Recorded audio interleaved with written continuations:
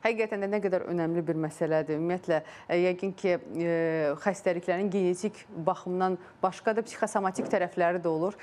Məsəl üçün, nəyəsə əsəbləşəndə, sözümüzü deyə bilməyəndə, günahkarlıq hissi keçirəndə, bu sözü çıxara bilməyəndə, ürəyimizdə qalanda, belə deyək, öz haqqımıza girəndə daha sonra bu fiziki baxımdan hansısa orqanımızda xəstəlik olaraq özünü göstərir. Ona görə sözümüzü deməyə öyrənməliyik. Bunu necə öyrənməliyik? Necə günahkarlıq hissi keçirməməliyik? Ən əsası münasibətlərdə necə düzgün sərhədli formalaşdırmalıyıq?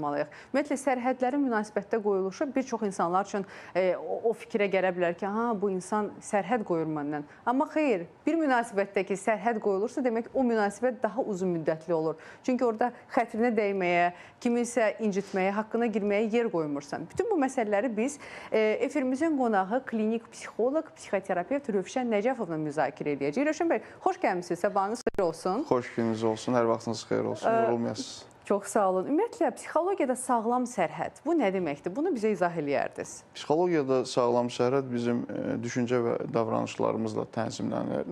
Yəni, bu deməkdir ki, mənim azadlığımın bitdiyi yerdə sizin azadlığınız başlayır, sizin azadlığınız bitdiyi yerdə başqasının azadlığı başlayır. Bu, şəxsi münasibətlərdə biraz bunun çərçivələri daha dardır. Ona görə dardır ki, biz emosional davranırıq və emosional davrandığımız zamanda biz bəzən rasionallığımızdan qaçırıq, yəni reallıq itir. Əgər reallıq itirsə, mütləq orada illüziya yaranacaq. Biz şəxsə deyil, şəxs haqqında yaratdığımız fikrə münasibətimiz olduğu üçün bəzən onu bizim sərhədlərimizi keçməsinə icazə veririk. Düşünürük ki, o bizim doğmamızdır və o bizimlə necə istəyir elə də davrana bilər. Belə bir şey yoxdur.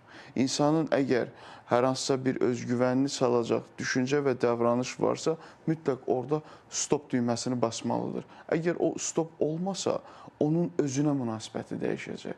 Yəni, bir insanın əgər özünə qarşı münasibəti negativdirsə, onun başqalarına da qarşı münasibəti negativ olacaq. Yəni, şəxs adekvat olmayacaq. İstər şəxsi həyatında, istər iş həyatında, istərsə də sosial həyatında. Biz bəzən insanı çox belə mürəkkəb bir varlıq kimi ifadə edirik. Bu yanlışdır. İnsan çox sadə bir canlıdır. İnsanın gözləntiləri var. Əgər o gözləntilər də reallıq çərçivəsinə sığışmırsa, insan depressiv hal yaşayır. Çünki reallıqla toqquşmaq cəsarət tələb edir. Bu motivasiya deyil. İnsanın motivasiya ehtiyacı yoxdur. İnsanın reallıqla üzləşməsinə ehtiyacı var. Rövşən bəy, bax, məsəl üçün, belə bir məsələ olur ki, bəzən nəsə eləmək istəmirsən, amma çox qorxursan qarşı tərəfin xətrinə dəyməyə yox deməklə. Amma düşünmürsən ki, sən öz xətrivə dəyməyə qəbul edirsən, özünə yox deməyə qəbul eləmirsən, yəni fikirləşirsən, heç nə olmaz razılaşım, amma digər tərəfin xətrinə dəyməkdən qorxursan. Bax, bunu necə biz tənzimləməliyik? Sərhəd qoymaqla eqoizm arasında bu orta sərhəddə, o qızıl xətti necə tutmalıyıq? İnsan bəzən bu davranışı da ifadə edəndə adını fədakarlıq qoyur. Məsələn, valideynlərin övladları üçün etdikləri deyir, mən sənin üçün hər şey etmişəm. Bu günahkarlıq hissini getirmədi ki, gizli narsistliyə gəlir. Sual yaranır, səndən hər şey istəyən olubmu? Ümumiyyətlə, bir insan niyə hər şey etsin ki? Yəni, belə bir şey yoxdur. Kompensasiya edirlər. Özləri zaten onu etmək istəyir. Kompensasiya olaraq ora yeni bir fikir və mənəviyyat yüklüyür. Bəli. Və o mənəviyyatı yükləyəndən sonra bunu bu ifadə ilə işlədir ki, mən özümə yox demədim, ona da yox demədim, o birisinə də yox demədim. İnsan bəzən özünə də yox deməlidir. Mən öz istəklərimin arxasınca gedirəm. Hara gedirsən? Sənin istəklərin reallıqla uyğunlaşa bilirmi? Tənzimlənə bilirmi? Ambisiyalı olmaq çox yaxşıdır, amma resurslarını unutmamalısan. Münasibətlərdə də sənin resursların var. Mən qarşı tərəfdən və ya özümdən olmayan bir şey istəyə bilmərəm. Yəni, romantik ifadələrlə, inanclarla həyat davam edə bilməz. Ona görə bu günlərim sosial platformaları müşahidə etsək, hər kəsdə bir romantika və bir fəlsəfə var. Sizin dediyiniz illüziyada yaşayırlar da sanki. Təbii ki, onlar reallıqdan qopublar və rəqəmsal kimliklər formalaşdırıblar. Çox yaxın gələcəkdə biz daha çox depressiya yaşayan insanların gözümüzdə görəcəyik, öz yaxınımızda görəcəyik. Çünki ekranda gördüyünüz həyatda ala bilmirlər. Budur səbəb. Zaten bugün filmlərdə gördüyümüz həyatlar artıq sosial platformalardadır və münasibətləri də bu tənzimləyir. Yəni, məsələn, bugün hər hansısa bir filmə baxırsan, məsələn, mən filmə baxıram, deyirəm, bu filmdə işə gedən yoxdur. Axı, bu reallıq deyil. İşə getməz. Bu filmdə gecə yarısına kimi yatan yoxdur, səhərdə hamı yuxudan tezdən uyanır. İnsan müəyyən bir vaxtdan sonra mütləq psixi status alır gündə 3-4 saat yuxu yatmaqla. Rövşən bəy, bax, sərhədlərdən danışanda ailə münasibətlərində, kişi-qadın münasibətlərində sərhədlər necə qurulmalı? Bəzən insanlarda çox belə bir anlayış var. Çox sevirlər iç-içə yaşamağa. Amma başa düşmürlər ki, sən iç-içə yaşayanda həyat yoldaşından sənin onun üçün darıxmağa vaxtın olmur və sənin gəlib o ilə bölüşməyə bir məlumatın olmur. Ona görə ki, sən daim onun yanındasan və bu da bezdirməyə, hisslərin, münasibətlərin soyumağına gedir. Siz buna bir mütəxəssis kimi necə yanaşırsınız? Biz anlamalıyıq ki, bizim qarşımızdakı şəxs cəmiyyətin özüdür. Bizim cəmiyyətin kişi və qadın üçün verdiyi rollar var. İnsan heç nəyi instinkt etmir, biz hər şeyi öyrənirik. O öyrəndiyi, bildiyi və bacardığı qədərdir sənin onunla davranışların və düşüncələrin. Və biz bu sərhədi necə qoruyacaq? Biləcəyik ki, bizim cəmiyyətimizin böyütdüyü qadın və ya kişi bu situasiyada bu cür davranır. Biz bunu bilirik, əvvəlcədən bilirik. Kimsə özünü xüsusi, fərqli hesab etməsin. Heç kim xüsusi və fərqli deyil. Sən özünü xüsusi və fərqli göstərə bilərsən. Amma sən də, mən də bu cəmiyyətin məhsuluyuq. İnsan informasiya və mühitə bağlı olan bir canlıdır. Biz Azərbaycan cəmiyyətində böyüdüyümüz üçün və mənim aldığım informasiyalar o da alıbdır. Və bizim şəxsiyyətimiz bu informasiyalar üzərində formalaşır. Məsələn, həyatımızda heç vaxt timsah görməmişik, amma timsahdan qorxuruq. Niyə? Məsələn, şəxs heç vaxt təyyarəyə minməyib, təyyarə görməyib, amma aerofobiyadan əziyyət çəkir. Bu deməkdir ki, informasiya və hadisə insan beyni üçün eynidir. Siqnalı eyni alır.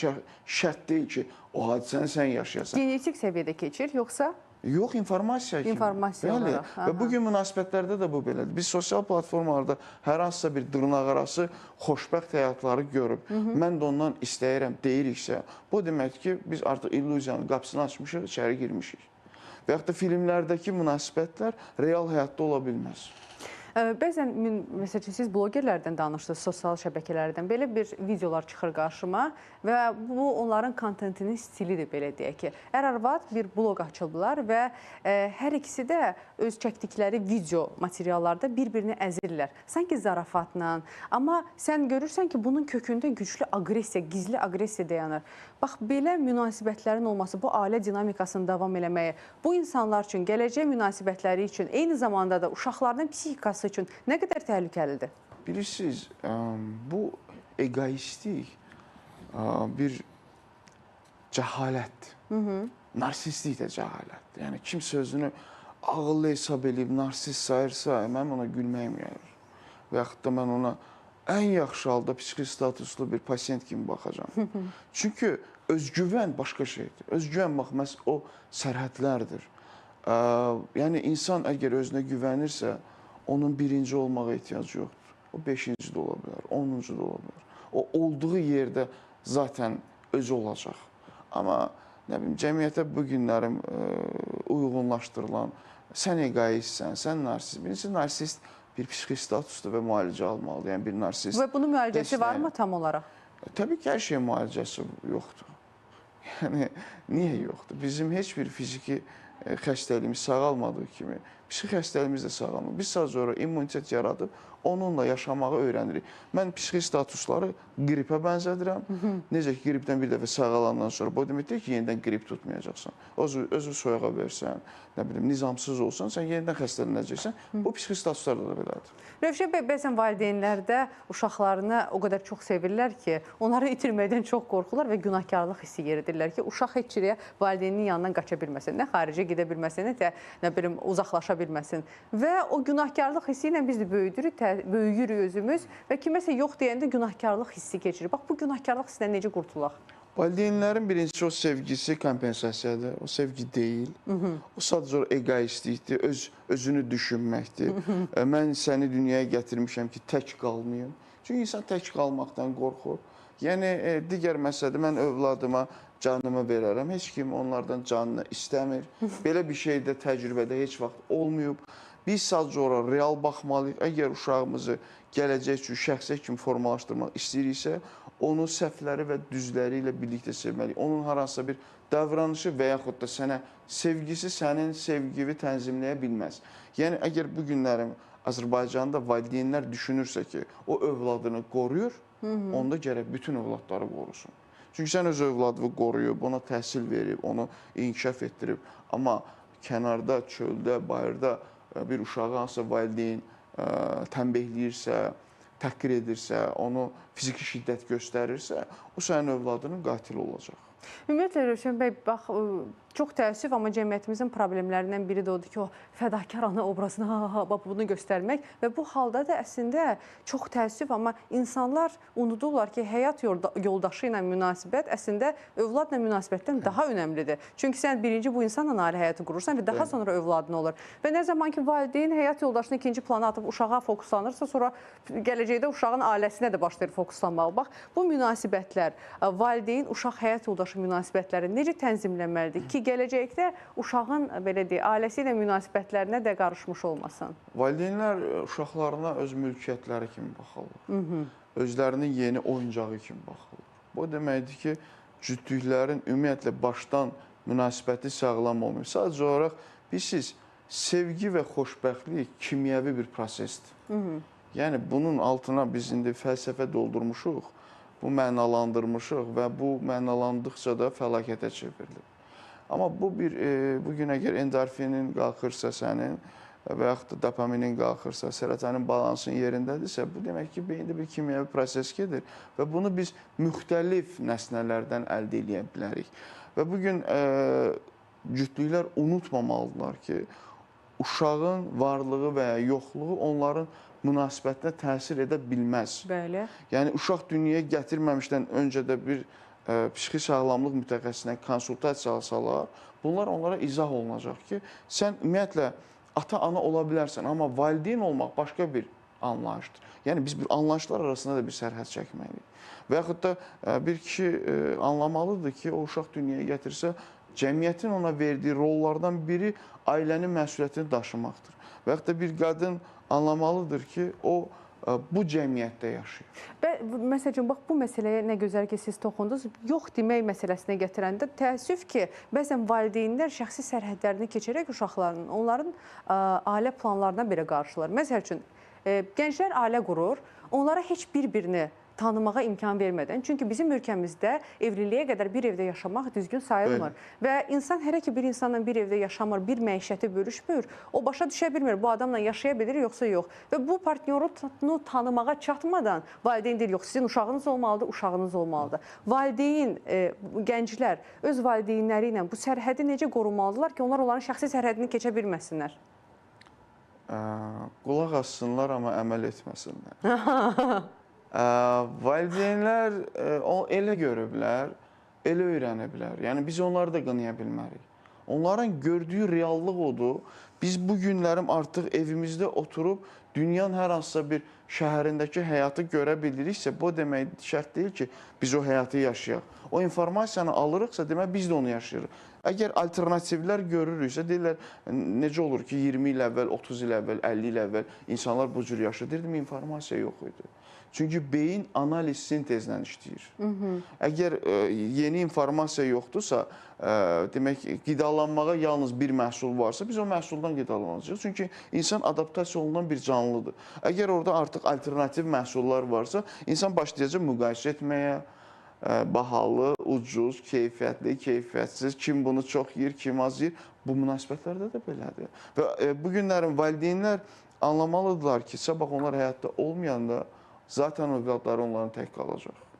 Və onların qərar verməsi üçün səhv etmələrinə icazə vermək. Mən bilirəm, valideynlərimizin niyyəti xoşdur, addımı səhvdir.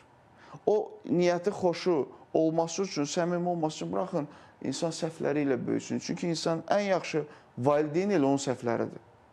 Nə gözəl. Digər məsələ, ailə mövzusundan danışdıq. Digər məsələ, məsəl üçün, bəzən dostlar arasında görürsən ki, onlar dostluq eləyəndə bir-birinə nalayiq sözlərlə sanki ərki çatırmış kimi, amma söyüş ifadəsi ilə çağırırlar. Və bu halda sən ondan inciyəndə ya da qarşısına şərt qoyanda ki, sən məndən necə belə danışa bilərsən, o üzr istəməkdənsə ki, bağışda ki, mən səni təhqir elədim ya da şəxsi sərhədini keçdim, səndən küsür ki, hə, yəni bizim aramızda bu belə bir şey ola bilər. Nə qədər düzgündür dostluqda, bax, belə münasibətlərin olması və şəxsi sərhədlərin dostluqda da qorunması? Dostluqda ümumiyyətlə Ümumiyyətlə, nəyə görə bir dost öz dostuna nalayiq ifadələr işlətsin? Nədir bunun kökü? kökü bizim böyüklərimizdən gəlir da, yəni elə görüb elə də götürmüşük. Yəni niyə bilərik ki?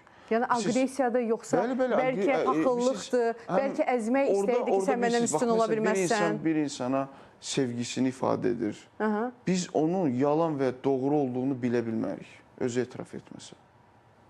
Yəni nəticədə bu insan deyək ki, zarafat yanamı söyür, paxıllıqdan mı söyür, nəticə etibarə söyür. Yəni bunu bəzən də insanlar çox belə fəxarətlə ifadə edirlər. Yəni demək istədiyim odur ki, biz bir insanın beyninin içində nələr baş verdiyini özü ifadə etməsə və yaxud da özünü tam göstərməsə, biz onu müəyyən edə bilmərik. Məsələn, hər hansısa bir bədən dili ilə, nə bilim, baxışları ilə və s. bunlar falçılıqdır. O bir insanın, yəni beyninin içini ancaq özü bilir ki, orada nə baş verir. Ümumiyyətcə, onun hətta hər şey simulyasiyada ola bilər. Hər şey oyundur. Rövşən bəy, maraqlı idi sizinlə söhbət etmək. Təşəkkür edirik gəldiyinizə görə. Düşünürəm ki, bu məsələni ətraflı şəkildə əhatələdik. Çox sağ olun, minnətdaram. Yorulmayasınız, bir daha qeyd edirəm. Çox sağ olun, təşəkkürlər.